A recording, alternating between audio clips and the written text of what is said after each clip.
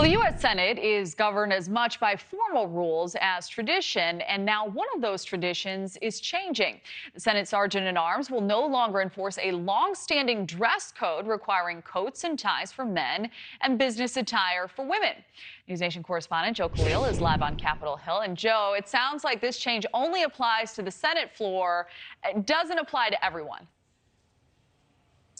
Yeah, that's right. And you're also right to point out this is not a policy. This is an informal rules change, according to Senate Majority Leader Chuck Schumer, who sent us a statement saying he's going to keep wearing a suit and tie, but that not everybody is going to have to do that anymore. And a lot of this is really getting attention because of one specific senator, and that is John Fetterman from Pennsylvania, the freshman senator who is very well known for not wearing the typical outfits you'd normally expect from a senator. Even when he was campaigning, long before he got to Washington, it's usually, as you see him right here, a hoodie and shorts and sneakers rather than, a formal suit and tie, even doing press conferences like you see here in that attire. I should say he has worn a suit and tie, and there it is there, when he comes to the Senate floor and has addressed the Senate. It's just when he's walking around the building and other places where you can catch him here in shorts and sneakers. But he's certainly not the only one. Should mention that we've seen Senator Ted Cruz a number of times in gym clothes walking around the building.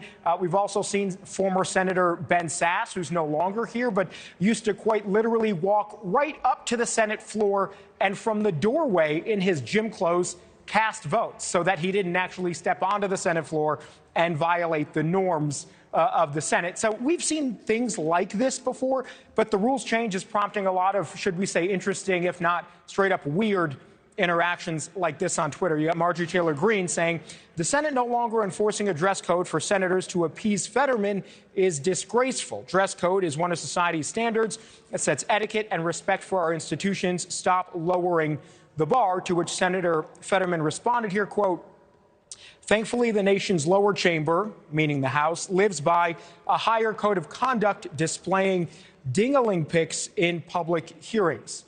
So a totally normal day, Kelly, here in Congress.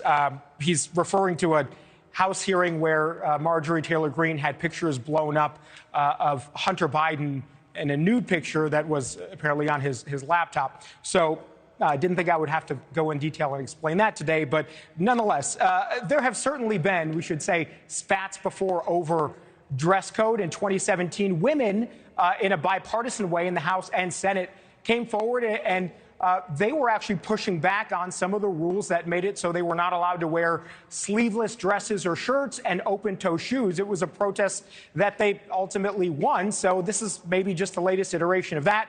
So we're going to see if we see any hoodies or jeans on the Senate floor, I guess, in the next couple of days. Kelly. All right, Joe. Well, let me say you report with grace on some of these issues. So how do these changes for senators in the chamber compare to the dress code in place over the House?